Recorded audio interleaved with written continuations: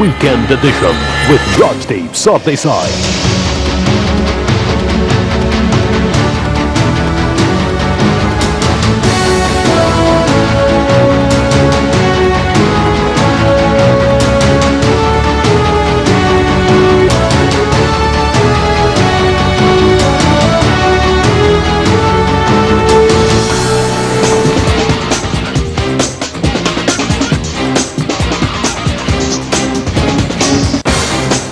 Hello and welcome to this Weekend Edition special where we will bring you the findings of an exclusive opinion poll on the real crisis of our times in partnership with the Hindustan Times.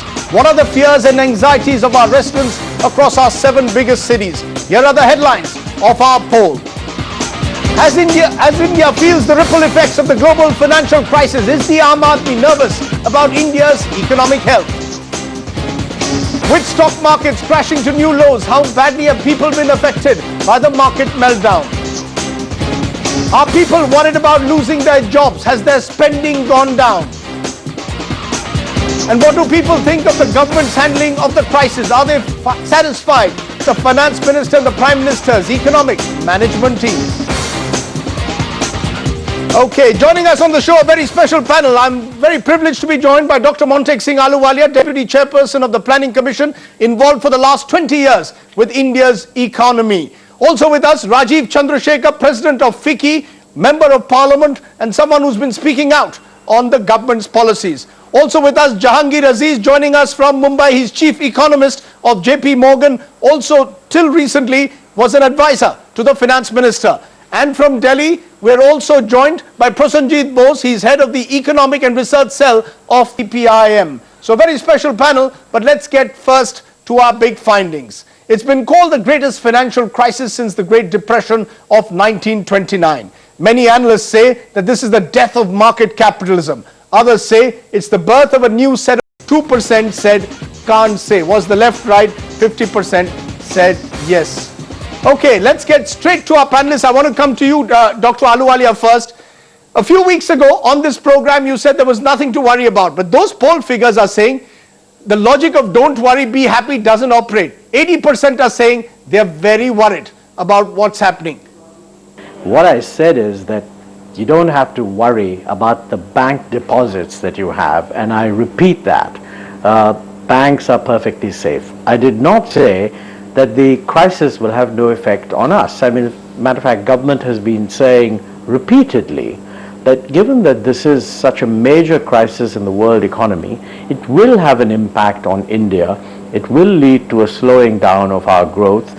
And I think if therefore people are concerned about the crisis, it's only logical. It's a major crisis. I think the Prime Minister has said that, you know, when you have a slowing down, it'll have some pain. Sensationalizing the situation. Rajeev Chandrasekhar, you and FICCI have come out believing that the government needs to do more. Our survey is suggesting that people are not really satisfied with the government's performance. Do you believe that much more could have been done? In America, for example, interest rates are now down to 1%. Do we need more drastic steps? Is that what industry wants? No, Rajeev, let me put a couple of points across before I come to what the government ought to do. We strongly believe that this problem or this economic challenge that we are facing today is a combination, is arising from a combination of two things. One is, of course, the international global crisis and all of the impact of that on international flows into our country. But we have been stressing for over 3 quarters now that this monetary policy that is aimed at managing inflation is sucking out liquidity and is causing serious harm to industry. We've been saying this for the last 3 quarters. We believe that the challenges today are a result of both these issues. It is not, and I repeat, not solely because of this global international crisis. Yes, that has an effect on international flows into the country, but the tightening of liquidity and sucking out of the oxygen for industry over the last 3 quarters in what we believe is a completely bad way of managing inflation, is really the real reason behind this. Okay, and in terms of solutions, really the... Yeah, yes. Go ahead. Let me just get a quick response from you, Dr. Ahluwalia, on that. What, is this industry and Rajeev Chandrasekhar suggesting perhaps that much effort in a sense was placed on inflation management in an election season? To that extent, perhaps we were not prepared for the looming crisis. Rajeev talked about the last 3 quarters. So let's get the facts straight. In the first quarter of the current fiscal year, that means from April 1 to June, the growth rate of GDP was 7.9%. And during that period, inflation was accelerating. So, I mean, if you're concerned about inflation, you're going to have to take steps. I want to bring in Dr. Jahangir Aziz in at this moment. You're chief economist with JP Morgan. You were also with the finance ministry and earlier with the IMF. So you've seen it from different perspectives. In an article, you seem to suggest that the country needs to do more, that the finance minister needs to do more. What is it that you believe that the country needs to do more? Do you need to slash interest rates further? Do you really need to do more drastic steps? Look, the government's priority in the first 2 quarters was inflation. So in that sense, there was a shift in priorities as the situation changed. What is the solution you're looking for from industry now? You're meeting the Prime Minister next week. Now, before I say that, I have to clarify this. This is, the point I make is not hindsight. FICCI has been saying this for the last 3 quarters, that there is a declining business confidence. I just want to set the record straight that this is not some hindsight view from our point of view. So I need to clarify that.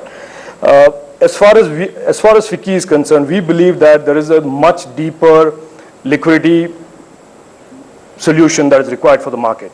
We have to roll back, and we are suggesting this, we have to roll back CRR and repo rates to the 2005-2004 levels. Simply rolling it back to the beginning of 2008, which is when you started tightening the liquidity and affecting industry, is not going to help restart the economy or restart the industrial economy. We have to move it back to, we believe, rates are at the levels of 2004-2005, which is, repo rates at 5 and CRRs at around that level as well. Okay, let me get a quick perspective before we take our first break from the left now. Our poll is suggesting, Mr. Bose, that at the end of the day, 50% of those polled believe, yes, the left may have been right, but let's look at it from the other perspective. India is still growing at 7-8%. It wouldn't possibly have grown unless the government had gone ahead with economic reform. Are you going to still see what's been happening globally as some kind of indictment of the reform process? Yeah, of course, and I think that it will be a gross oversimplification to say that India has grown at a fast pace only because of economic reforms. I think there are 3 things which needs to be underscored at this juncture. First of all, the global financial crisis will have a very serious impact, and the slowdown and the recession that will come along with it, it has already started in the United States, will have a very serious impact on India. I think the government is culpable of in many voices. Dr. Ahluwalia is saying something, Mr. Chidambaram was saying something only a week back. The Prime Minister said something when he went to China. I think first of all what the government needs to do is to get its acts clear. I mean, what is their assessment of the extent and the implications of the recession for India. And finally, I would like to say this whole... Go on.